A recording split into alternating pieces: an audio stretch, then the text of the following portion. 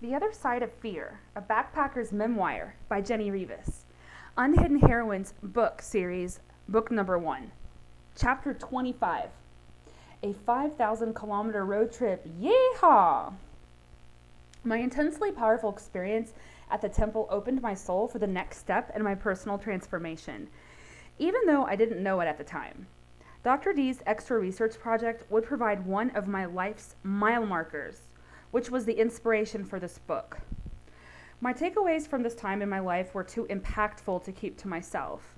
As I mentioned before, Dr. D's project entailed reading 8 books that were memoirs written by people who suffered seemingly insurmountable hardships, but survived. I analyzed their process of suffering and recovery, examined what resilience meant for them, and then detailed my own process of suffering and recovery. To conclude the project, I compared what I have in common with the books I read and added my own personal data.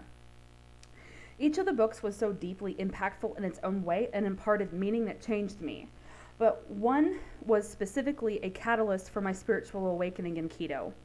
It's a memoir called The Night Trilogy by Elie Wiesel. In the first part of the trilogy of his memoir, Night, he spares no discretion sharing the trauma he suffered by surviving Auschwitz.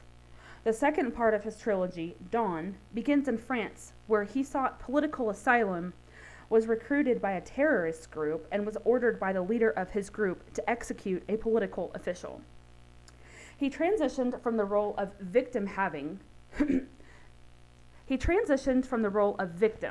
having suffered the cruelest of tragedies at the hands of men committing heinous acts of hate to thousands of people they knew nothing about, to the role of murderer, ordered to take the life of a man he didn't know.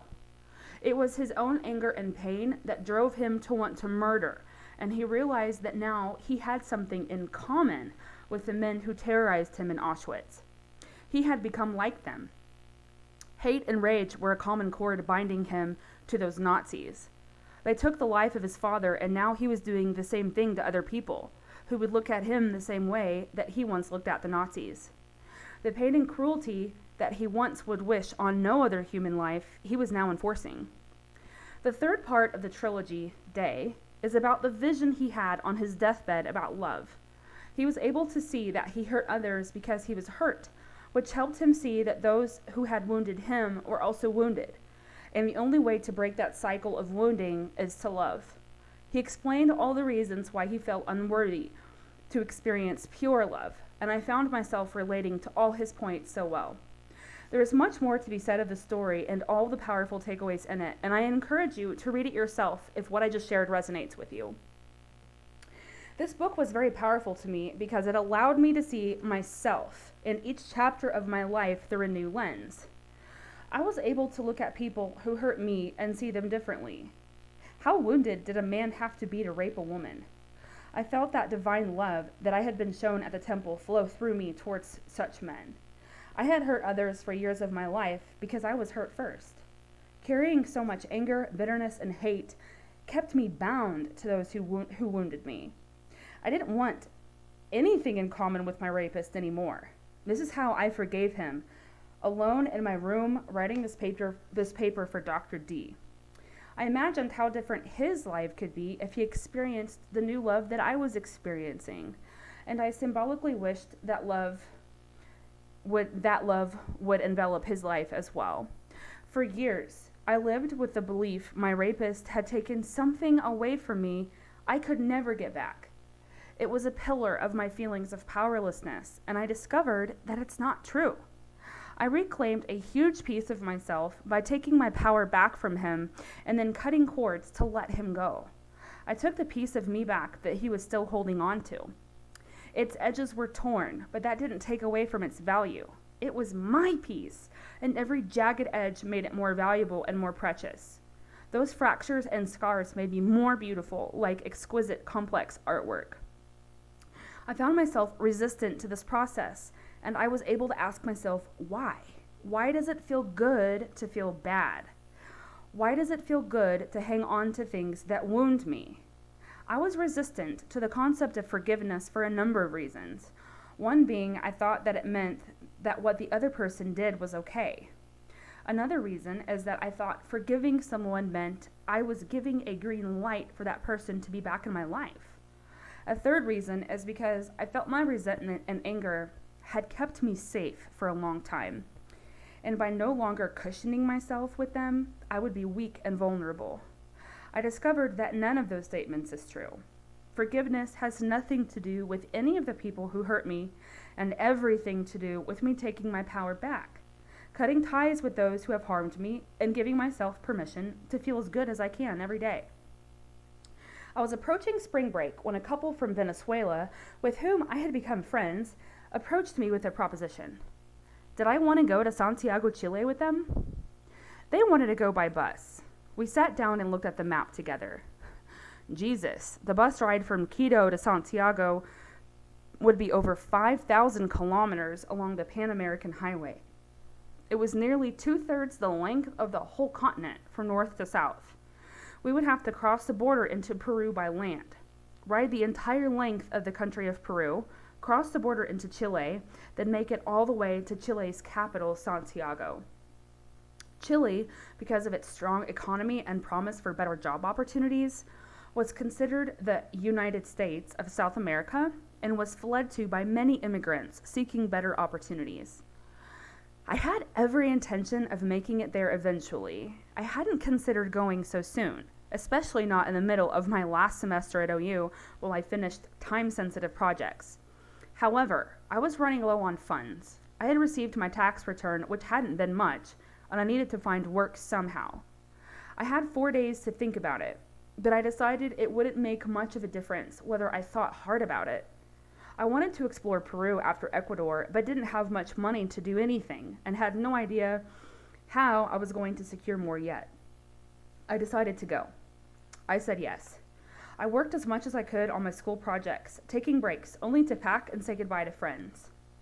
2 Venezuelan friends I had met in Ecuador were struggling with how companies exploited them and everyone from Venezuela, knowing they could do so without consequences. My friend Jose, who I had met at my hostel, worked for a small hotel for nearly a month, every week hearing a promise of a weekly check being on the way. At the end of the month, the hotel owners let him go with no payment at all for the whole month.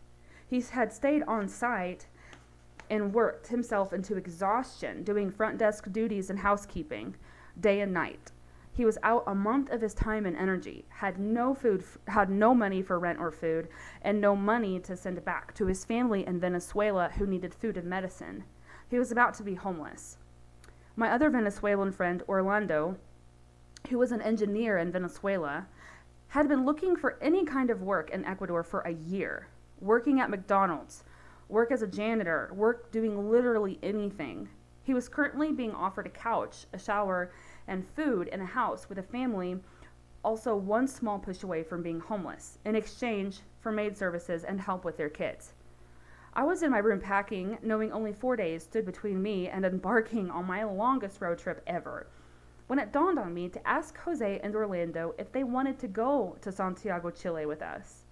They both said they would love to have the opportunity to thrive in a stronger economy, that if they didn't even have money for food or secure shelter over their head, how could they make 5,000 kilometer journey south to start over somewhere new? I launched a campaign on GoFundMe to raise funds for their tickets in hopes for a bit extra to cover the cost of food or lodging.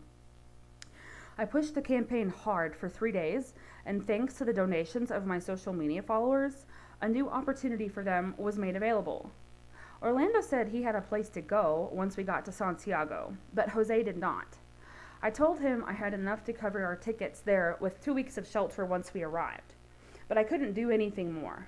I only raised enough to cover tickets. To cover shelter for 2 people for 2 weeks would put me in the negatives in my account, but it was too late to go back on my offer to help get them to Santiago. I knew something else would come through. It had to. It always did. On day number 5, we boarded our night bus from Quito that would take us 12 hours south to Huaquillas, the last town before the border. Our bus ride was easy, and so was the border crossing from there into Peru. We got there as the sun was coming up, so there weren't too many people there. Once we crossed the border, we all crammed into a little tuk-tuk taxi to get to Tumbes, the closest town with a bus terminal. Peru was so hot and sandy, just crossing the border, it felt like we had walked into a portal that took us to a faraway land with a totally different climate. Jose disappeared to talk to a street vendor about how to find bus tickets to get to Lima. Suddenly, Jose and the vendor reappeared, and we were all being loaded up into a minivan with all our luggage. It was allegedly going to take us to a bus terminal that ran hauls to Lima. We were getting nervous because the van took us to the middle of nowhere, with only sand as far as we could see until we arrived at this little terminal, which looked like a hut in the middle of the desert. Underneath the tin roof was a small crowd of hot, sweaty people standing, sitting, and lying on the dirt floor, surrounded by their luggage and stacked up. Chicken cages and children running amok. There were 3 filthy showers that consisted of handmade partitions and curtain doors. We'd better shower while we have the chance, Orlando suggested. Who knows when our next chance to shower will be? He was right. Our bus from there to Lima would be 20 hours in our seats. In Lima, we would have to change bus terminals, and our bus from there to the Chilean border would be another 24 hours. We each braved a shower, and all we could agree on after that it was the dirtiest shower experience we ever had. All we could do about it was laugh. I chuckled at the memory of my very first shower at my very first hostel in Medellin when I met Orr in my bunk room. I thought, if you would have told me then that I would be doing what I'm doing right now, there's no way I would believe you. We sat in the sweltering heat, smelling the unforgettable marriage of smells that were wafting off the toilets with whatever hot lunches the lady was selling from her cart next to the dirty showers. Finally, our bus came, and it was packed full. We loaded up and took off, with no AC, all of us hot and sweaty, screaming kids, and roosters crowing from the underneath storage. Our voyage through the first half of Peru was underway, chickens, children, and all. I enjoyed not having Wi-Fi because I didn't miss a single moment of the scenery with my nose buried in my phone. I had never seen a desert like the one in Peru. Our bus twisted and turned along beige, sandy roads through many desert mountains, revealing tiny shack-filled communities built into sand dunes. I wondered, how do these people in these communities live on a daily basis? Where do they get their water? How do they make their money? Then suddenly, the bus would take a sharp right or left, and we would be back in front of the ocean. All of its shades of blue contrasted magnificently against all the shades of white and beige of this massive desert. Buses that go long distances always have a bathroom on board, and it is made very clear that these bathrooms are for urine only. As the sun came up the next morning, we were all awakened by the smell of raw shit suffocating us. Someone apparently couldn't hold it any longer and took a big dump in the dirty little bus bathroom.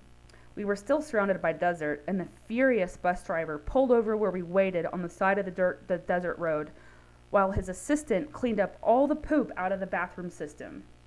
It didn't help the smell, though. It covered us like a blanket until we got to Lima. We hadn't eaten a meal since we had left Quito 36 hours prior. Our funds were super tight, and we could not afford for us all to have a meal more than once. So we staved off hunger with pieces of bread or crackers washed down with a little cup of water that we shared from a gallon jug tucked under a seat. Plus, it was never wise to take a chance on a heavy meal while traveling long distances since we didn't have a place to poop. The first thing we did when we got to Lima was find a hole-in-the-wall restaurant that sold local Peruvian dishes where we could stack our stuff in the corner and eat. We were so hungry, sandy, sweaty, and tired. After lunch, we loaded our stuff on our backs, walked what seemed like a lifetime following Jose and Edson as they navigated through people-filled sidewalks to find our next bus terminal. When we found it, we were so grateful we had chosen to bathe at the last terminal because this one had no showers. We boarded another bus and off we went with more children and chickens to begin another 24-hour trip with no AC through the second half of the desert. After 24 hours on board of this new bus, our magic carpet ride finally stopped in Tacna, the last town in Peru before the border of Chile. We were able to take turns showering there, finally, after nearly 48 hours of sweat and sand. I felt like I had a bus full of people's sweat and sand stuck to me too, including that one guy's poop. Everything had gone smoothly thus far, but a curveball would be waiting for us at border crossing number 3.